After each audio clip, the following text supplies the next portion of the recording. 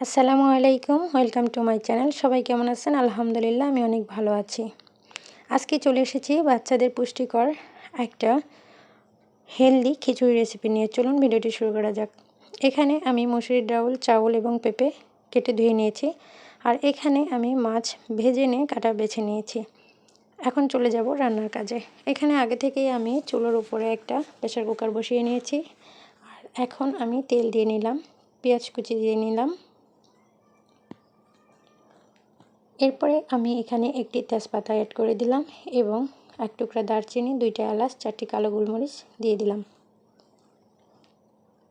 আদা রসুন জিরে একসাথে পেস্ট করে নিয়েছি, সেটিও দিয়ে দিলাম। কিছুক্ষণ ভেজে নেওয়ার পর আমি বাকি মশলাগুলো অ্যাড করব। এই তো হলুদ গুঁড়া দিয়ে দিলাম পরিমাণ মতো, লবণ দিয়ে দিলাম পরিমাণ মতো। এখন একটি কাঁচামরিচ অ্যাড করব। যাদের বাচ্চা ঝাল খেতে পারে না বা ঝাল খেতে চায় না, তারা চাইলে স্কিপ করতে পারেন। আর হ্যাঁ, ছোট্ট বাচ্চাদের জন্য করলে আপনারা 7 মাস থেকে 1 বছর বা বেবিদের জন্য করলে অবশ্যই শুধু আদা রসুনের ঝালটাই ব্যবহার করবেন। এখানে আমি 3 থেকে 7 বছর পর্যন্ত বেবিদের জন্য দেখাচ্ছি। তো আজকে যাদের ঘরে ছোট বাচ্চা রয়েছে তাদের জন্য এই ভিডিওটা খুবই উপকারী। তো প্লিজ স্কিপ করে কেউ দেখবেন না, সম্পূর্ণ ভিডিওটা দেখুন, আপনাদের উপকারে আসবে ইনশাল্লাহ। তো দেখতে পাচ্ছেন আমি কিছুক্ষণ কষিয়ে নিলাম। এইভাবে রান্না করলে খুব সহজেই রান্না করা যায়, আর বাচ্চারাও খুব পছন্দ করে। আমার বাচ্চার বয়স 2 বছর 10 মাস। এই তো এখন আমি মাছ দিয়ে দিলাম। এইভাবে আরও কিছুক্ষণ কষিয়ে নেওয়ার পরে আমি পানি দিয়ে দেব। এই তো এখন আমি পানি দিয়ে দিচ্ছি। আর এটাও আপনারা পরিমাণ মতো রাখবেন।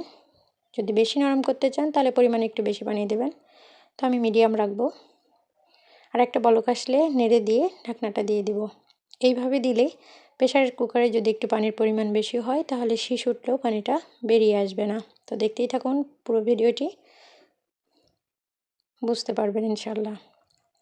এই তো প্রথম শীষ উঠে গেছে। এইভাবে আমি 4টা শীষ দিয়ে নেব। 4টা সিটি দিলে খাবারটা পারফেক্টলি রান্না হয়ে যাবে। তো এর মাঝে বলি, আমার ভিডিওটা ভালো লাগলে অবশ্যই লাইক কমেন্ট শেয়ার করে দেবেন এবং নতুন যারা দেখছেন চ্যানেলটি সাবস্ক্রাইব করে পাশেই থাকবেন। দেখতেই পাচ্ছেন খিচুড়িটির ফাইনাল লুক। এখন আমি বাবুকে খাওয়াতে চলে যাব। আপনারা চাইলে এই খিচুড়ি বাসায় একবার ট্রাই করে দেখতে পারেন, আপনাদের বাচ্চারাও পছন্দ করবে। আর আমার ভিডিও সম্পর্কে বা রেসিপি সম্পর্কে আপনাদের কোনো প্রশ্ন থেকে থাকলে কমেন্ট করে জানাবেন, আমি আপনাদের রিপ্লাই দেওয়ার চেষ্টা করব ইনশাল্লাহ। দেখতে পাচ্ছেন মাশাআল্লাহ আমার বাবু খাচ্ছে। তো এতক্ষণ পর্যন্ত ধৈর্য সহকারে ভিডিওটা দেখার জন্য সবাইকে জানাই অসংখ্য অসংখ্য ধন্যবাদ। সেই সাথে দেখা হবে অন্য কোনো রান্নার রেসিপি নিয়ে। সে পর্যন্ত সবাই ভালো থাকবেন, সুস্থ থাকবেন, এই কামনা শেষ করছি আজকের রান্নার রেসিপি। আল্লাহ হাফেজ।